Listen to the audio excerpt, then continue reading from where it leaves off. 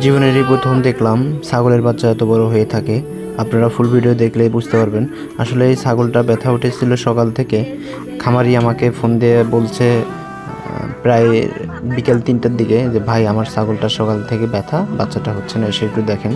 তো আমি গিয়ে দেখলাম ছাগলটা মোটামুটি ভালোই সুস্থ সবল, কিন্তু বাচ্চাটা হচ্ছে না কেন সেটা আমাকে দেখতে হবে।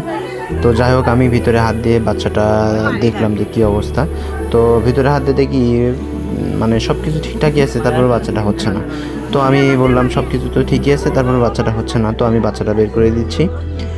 পরে যাই হোক, বাচ্চাটা বের করতে নিয়ে আপনার 2টা পা এবং মাথা নিয়ে আসার সময় আমি যেটা অনুভব করলাম যে বাচ্চাটা অনেক বড়, এত বড় যে আমি এর আগে কখনো এরকম বাচ্চা বের করি নাই, এত বড় বাচ্চা।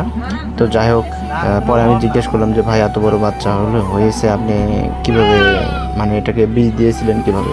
সে আমাকে বলতেছে ভাই 1500 টাকা দিয়ে আমি এই ছাগলটা ভরে নিয়ে আসছি।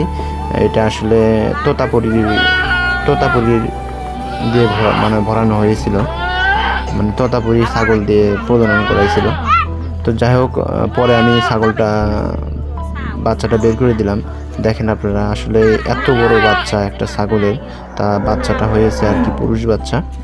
তো এরকম হলে আসলে অনেক সময় দেখেন যে ভাই একাই হয়ে যাবে, অনেক সময় দেখা যায় যে একাই হয়ে যায়।